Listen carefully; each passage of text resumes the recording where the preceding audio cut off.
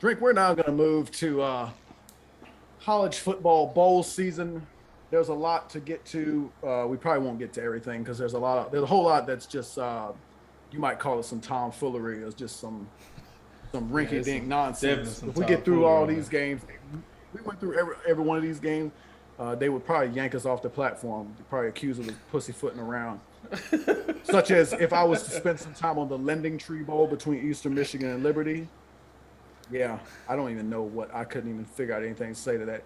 Anyways, a lot of action. It starts December 17th with the Bahamas Bowl, and for some reason, the TaxAct Texas Bowl is the last bowl game, not counting the national championship game, LSU and Kansas State. And that one, plenty of stuff to get into, drink. But give me what you're looking forward to.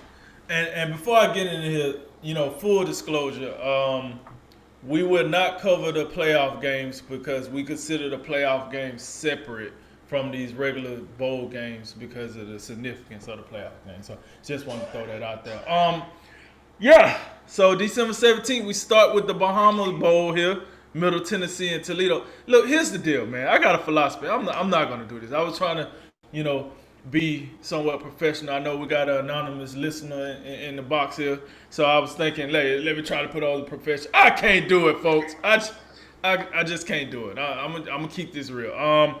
If half of these teams I never talked about one time this season, and I'm gonna tell you right now, the Jimmy Kimball Bowl ain't gonna be the reason I talk about you now. I'm gonna mosey on down here to this bow. We'll start December 29th. I think it's a bowl game that I could deal with on the 29th. So with this Cheez-It Bowl, right?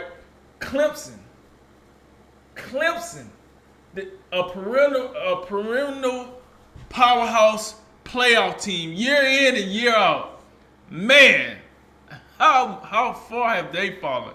They are in the Cheez-It Bowl versus Iowa State.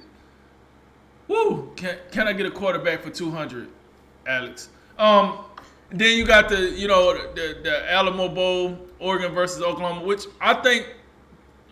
Listen, two teams that lost their coaches to new jobs, but these two teams still got some talent on the roster that could come out to be a pretty good game. Because you got to think, bowl season, as much as we crack on it, it does serve multiple purposes, right? Getting your team ready for next season, bringing some inspiration, some courage, and some credibility into the next season, and then two, just for the coaches to see what they have on the roster at this point. You have players that opt out to get ready for the draft. You got players that go to the transfer portal. You got players, that's already hurt, or you have players that miss majority of the season and they come back to play in the bowl game. So with that said, this gives you the opportunity as a coach to, do some homework, do some research, see what you got, see who you want to keep around, who you don't want to keep around, what may have you. So I liked that bowl right there. The Music City Bowl, Tennessee versus Purdue. Listen, I got it. It's Tennessee, but I did like what Tennessee did this year. Did they knock my socks off? No, but they took a huge step between what they were last year and then in Josh Heupel's first year.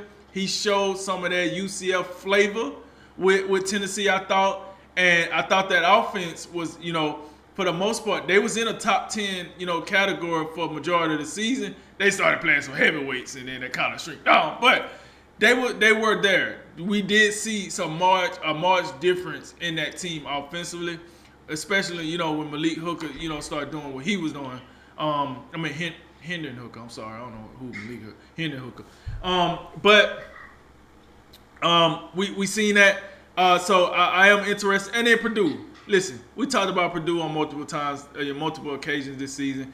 They came out here and just completely waxed Michigan State one week, and then we thought they was gonna be ready for Ohio State that next week, and that did not happen. That was a flat line. So Purdue, capable team of beating Tennessee. I think that's a game I'll be interested in. Moving on to December 31st, I'm looking at this Tax Slayer Bowl. One of your favorite ACC teams, Wake Forest, here going against Texas A&M.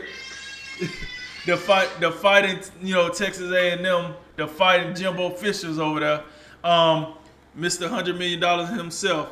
I'm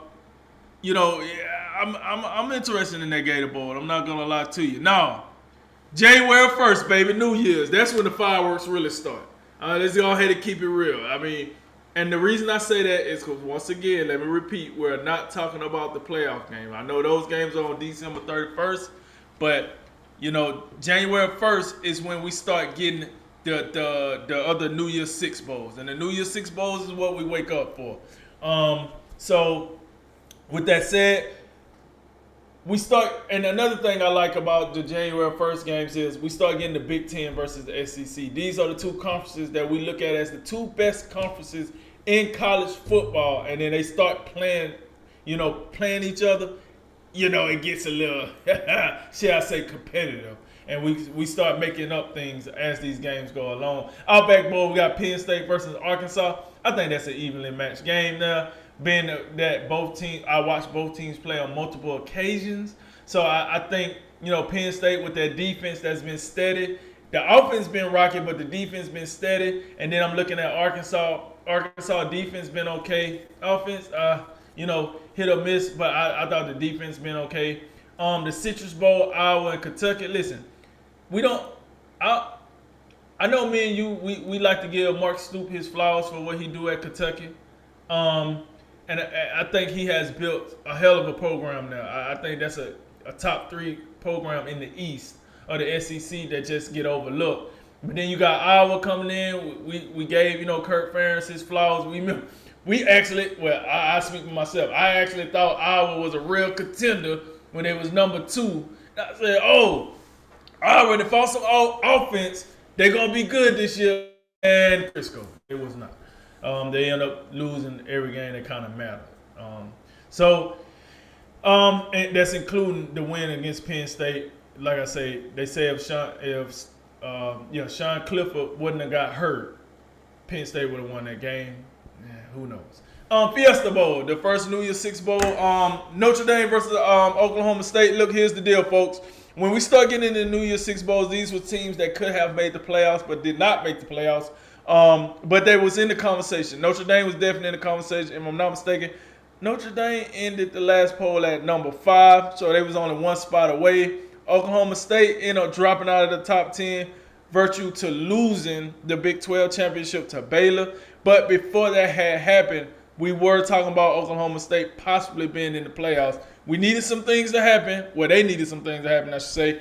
But they were in the conversation. We go to the Rose Bowl game. Ohio State came up short this year to Michigan, so they'll be there as the at-large Big Ten representative. But then they'll be going against Utah, which is the Pac-12 champion, by virtue of smoking Oregon twice.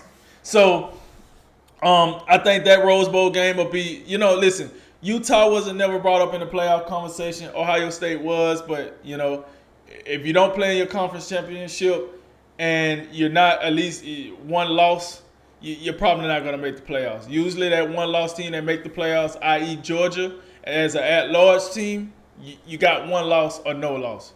And 2 losses, the committee have yet to show that they're going to show respect to a 2-loss non-champion. And then the Sugar Bowl, we got Ole Miss here. Listen, man, shouts out to Lane Kiffin, man. He done made Ole Miss really relevant this year. I mean, Ole Miss hung around at least the top 15 all season, I felt like. Even with the losses that they end up occurring during the season, they hung around the top 15. Once they cracked the top 10, they stayed in the top 10. Just a wonderful season by Ole Miss. Lane Kiffin really deserved kudos for what he did with Ole Miss. He got Matt Corral. People talk about first-round pick. Said he was somewhat of a Heisman snub. A whole bunch of things. So Ole Miss they had a really solid season. I'm looking at Baylor, the actual Big 12 champion. They did beat Oklahoma State.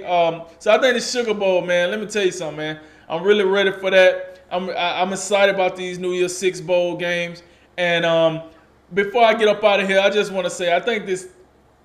First of all, like you said, the scheduling guy. We need to talk about who named these bowls. What the tax act? What are we doing here? What? The Tax Act. Well, I mean, we keep this up. We're gonna have a bowl named the Stimulus Bowl, the Stimulus Check Bowl. Who want it? Hey, don't worry, we'll play it in Washington D.C. That'll be the plan for it. So, with that said, that's what I'm looking at for bowl season. Can't wait for it. I can't wait to get into the topic when we actually talk about the playoff games. I have to get in on some of these names real quickly. The Tail Greeter Cure Bowl. Cure for what? Tail Greeter. How about the Cricket Celebration Bowl? What a celebration! South Carolina State and Jackson State. At least Dion, I guess Dion be there. That'd be something. What else we got here? We got the classic, the famous Idaho Potato Bowl, the Easy Post Hawaii Bowl with Hawaii getting home field advantage in that one. The Wuhan Lab Bowl. I'm just playing. I just made that one up. That's not real. Shout out to the subject. I was looking. Hey, look, I'm looking through the notes like, oh shoot, I missed that one. I missed that one. Yeah. Let me get into something that matters. Yeah, the Gator Bowl. Yeah, Wake Forest, Texas A&M. Yeah, I'm about to call them fake wars. That's where I'm at with them because they just I consider them illegitimate. But I will say, look, Dave Clawson with Sam Hartman and all these guys, they had a heck of a year. They did. And look, that's the type of game. It all depends, and this is one where I can see, and it depends on which game, like which side. Like for Wake Forest, that's going to be a game that should mean something to them because you got an opportunity to come out, finish off one of their better seasons in recent memory, and beat a Texas A&M team. You know, that coming in was preseason top 5, top 10. They were up there, and that's a team that beat Alabama too. So I'm looking. That's just an example of like Wake Forest should be motivated. How motivated is Texas A&M going to be, considering the preseason expectations they had? Now the games on New Year's Day, I do like some of these. You do got 2 Big Ten and SEC matchups. To me, those are opportunities for the Big Ten to make somewhat of a statement. And I think when you look at Penn State and you look at Iowa, to me those are upper echelon teams, whereas Arkansas definitely to me is about middle of the pack. Kentucky maybe slightly above average. So the narrative for me out of those 2 games, if Penn State and Iowa come in here and handle business, good wins for the Big Ten. But man, Arkansas and Kentucky get them. It's like SEC gonna be out here flexing off that.